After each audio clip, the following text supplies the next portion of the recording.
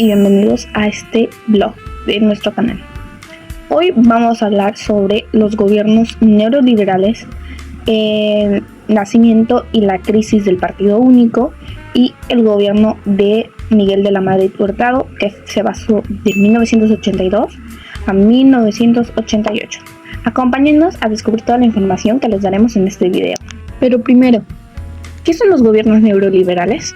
Bueno, son aquellos que adoptan políticas económicas basadas en el libre mercado, la reducción de gastos públicos, la apertura del comercio internacional, así como la privatización de empresas estatales. En México, estas comenzaron a implementarse a partir de la década de 1980 para enfrentar una crisis económica que teníamos muy fuerte.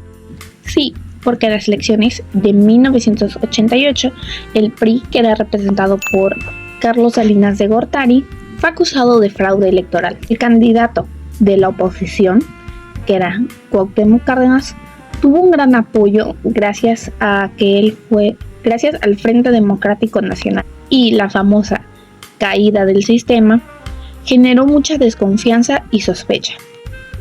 Este hecho hizo que el dominio del PRI cayera en lo absoluto, dando paso a un nuevo sistema más competitivo y plural. Exacto, Sofía. Y es importante entender que el PRI, el Partido Revolucionario Institucional, dominó la política mexicana desde 1946 como partido único. Durante décadas, el PRI controló prácticamente todas las elecciones, desde la presidencia hasta el Congreso, generando lo que se conoce como presidencialismo autoritario. Pero en los años 80, con la crisis económica y las demandas sociales, el PRI empezó a enfrentar desafíos y se debilitó su legitimidad. La caída económica de 1882, provocada por la caída de los precios del petróleo y el endeudamiento externo, obligó al gobierno a buscar nuevas estrategias para estabilizar el país. Aquí entra Miguel de la Madrid Hurtado, quien gobernó de 1882 a 1989 representando al PRI. Su sexenio es considerado el inicio del neoliberalismo en México. Durante su gobierno, Miguel de la Madrid aplicó una serie de reformas económicas para enfrentar la crisis.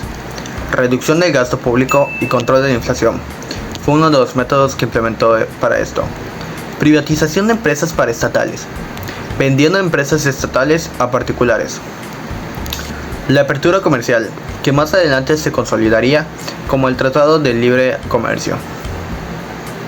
Y en lo político, su gobierno fue cuestionado por la falta de apertura democrática, aunque se promovieron reformas como la Ley de Asociaciones Religiosas y el Código Electoral de 1987. La elección de 1988 marcó una crisis para el PRI. Así que, para cerrar, el gobierno de Miguel de la Madrid significó el inicio de la apertura económica, sí, pero también una etapa de gran desconfianza hacia el sistema político, fueron unas por otras. Es decir, el fraude electoral de 1988 mostró la necesidad de reformas democráticas, y al mismo tiempo la crisis económica marcó el inicio de las políticas neoliberales que definirían las siguientes décadas. No todo fue bueno, y lo bueno que llegó vino con algo malo. Pero con esto concluimos nuestro episodio de hoy. No olviden dejarnos sus comentarios y compartir.